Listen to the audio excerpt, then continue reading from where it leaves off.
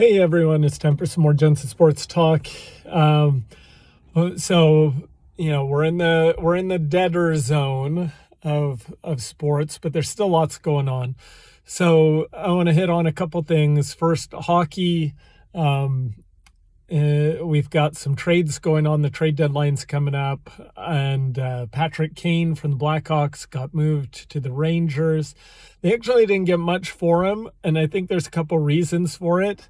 This isn't your Patrick Kane of the Chicago Blackhawks that won like 4 Stanley Cups or three or four, however many they ended up actually getting. He's not as good. Plus, he completely restricted it. So me as a Ducks fan, I'm looking at who the Ducks, could the Ducks get from their trades, and they probably can get better hauls for some of their guys as long as they're not on a restricted trade list. Like Kane he only wanted to go to the Rangers, and so they couldn't get as much for him. So it'll be interesting to see what the Ducks do. Gibson recently has just been saving everything. Personally, I wouldn't be opposed to trading him if you can get something good for him either. But we'll see. We'll see what they do, what the Ducks end up doing. You've got Henrique. You've got basically you've got a lot on there, and they have a lot that they need. All right, then we've got soccer going on. As far as soccer, the Manchester United, they beat Newcastle to win the Carabao, how I can't even pronounce that, but that cup, Carabao Cup, 2-0 against Newcastle. That was this first trophy the Manchester United has won in 6 years, so that's pretty good to finally get something. They're because the World Cup was so messed up, and they played in the middle of the normal soccer season, they're going to be squished because they have a chance to win 4 trophies. I don't think they will. I don't see them catching Arsenal and Man City in the Premier League. They're just a little too far back. I think Man City could catch Arsenal for sure, even though they're still back right now. Arsenal is still looking very good. But as far as Manchester United, I think they are 8 or 9 points back of Arsenal. I just don't see them making up that ground. It could happen. There is the possibility. The other competitions they're still involved in, the FA Cup, which they're playing West Ham. Yes, West Ham tomorrow, and on Wednesday, that is. And then there's also the Europa League that they are advanced in. So, after knocking out Barcelona. So that's the soccer. Soccer, again, Premier League, Major League Soccer is starting up again, but whatever on that. So I want to go into college football again, because there's been a lot of talk, both in the Big Ten and SEC, on how the scheduling will happen. I think SEC is going to go with the pod system, where each team will play 3 teams every single year and then rotate through everyone else. And there's been talk of that in the Big Ten as well. And yet,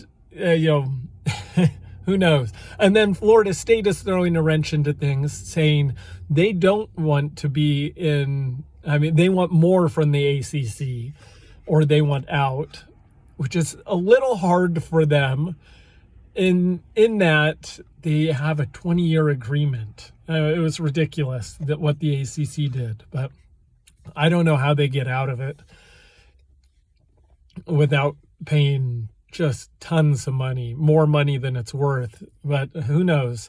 And then, of course, there's the Pac-12, which is still struggling to get some sort of TV deal, some network deal, and it's looking like the only options are streaming only. And I don't know that everyone is on board with that. There was also the talk of adding SMU and San Diego State. I think most of the teams are good for San Diego State and not SMU. So the Pac-12 is a mess right now. They're just a mess. And if they go the streaming way, I mean, depending on what money you get from it, I could see some of those teams like Oregon, Washington trying to get out any way possible. I've not heard this from anyone, but it wouldn't surprise me if that happens and they're not getting what they want, if they try and go independent for 1 or 2 seasons and the Pac-12 completely falls apart, Big 12 sucking up some of them, and Oregon, Washington going independent, trying to get into the Big 10. I could see that happening. So it's all a mystery on that one. The Pac-12 is really behind on things. Again, I think, all things considered, if the Pac-12 was run the way I think it should have been, they should have been trying to, instead of this alliance thing that would completely fell apart, they should have been trying to do somewhat of a merger with the Big Ten, keeping the conferences, making a super television, but that ship has sailed. So then we get on to USC scheduling and who in the Big Ten, if they go pod wise, if they're matching up teams every single year, who is USC getting matched up against every year? And so I want to talk a few minutes on this. So they've got, I've heard several people, one of them was, you want to match up with a bigger one like Nebraska and Rutgers, or a smaller one. And the Rutgers bringing the LA to New York markets or something. I don't see the Rutgers. I don't think that makes sense at all. No one cares about Rutgers. If you are going to do something, it's going to either be the big ones like a Michigan or Ohio State, or the Western teams. Like I could see them getting matched up with a Minnesota. Well, I don't know. Minnesota's got rivalries with Wisconsin and Iowa. See, that's a tricky thing in the Big Ten is each of the Big Ten teams has, a lot of them already have built-in rivalries. Some of them don't, like Penn State, but some of them have multiple ones where you can't do much against. Michigan is going to have Ohio State. They're going to have Michigan State. And so who do you match up with? I also saw Northwestern is a possibility because that gives them Chicago. They're going to Chicago every other year, whether it's to Notre Dame or Northwestern. That could make sense. And again, then the big ones that they're talking about is Ohio State and Michigan. And at first I balked at that idea. I didn't think that was a good thing because you're eliminating teams. That's why the SEC only playing 8 conference games is smart, because it's one less game that your own teams are knocking yourself out, which is, the Pac-12 playing the 9 games. They're having each of their teams give another possibility of knocking themselves out. Having said that, though, with the 12-team playoff coming, it might still work out. You might be able to, lose a game or maybe even 2 and still have a shot at getting into that playoff. And that's really all that matters.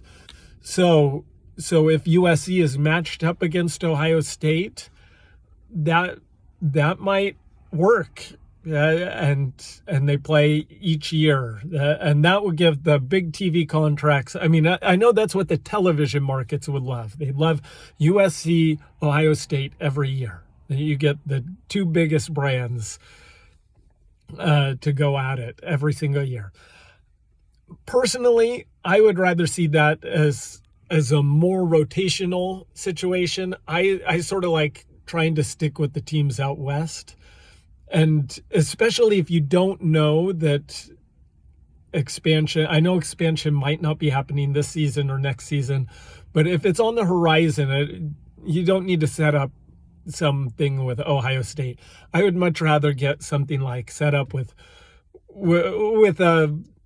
Nebraska and Minnesota or something like that. Something as far west as you can to rotate that way, or Wisconsin, Nebraska, Michigan State. I don't know, something like that. But it's all a mystery here. No one knows what they're talking about. The good thing is USC's looking pretty good. I think we'll see how the roster comes together here in the spring camp. How the defense can improve, hopefully. Because really, if the defense doesn't improve, it doesn't matter who USC is playing. They're not going to go anywhere. That's the most important thing. You need a defense, sort of like the Pete Carroll teams did, where it didn't matter who you were playing. You could go to Auburn or anywhere you wanted, play any team, and you were going to win because you were just better than the other guys. That's what Lincoln Riley needs to build. Hopefully that's what's hoping. And the biggest weakness right now is that defense. So anyways, that's my thoughts. I hopefully when they get that scheduling, I know the television markets want USC Ohio State. I hope that gets avoided and they only play on the same amount of rotation and match up with more Western schools. It's going to be hard enough on travel anyways. Anyways, that's my 2 cents. Have it so good. Bye.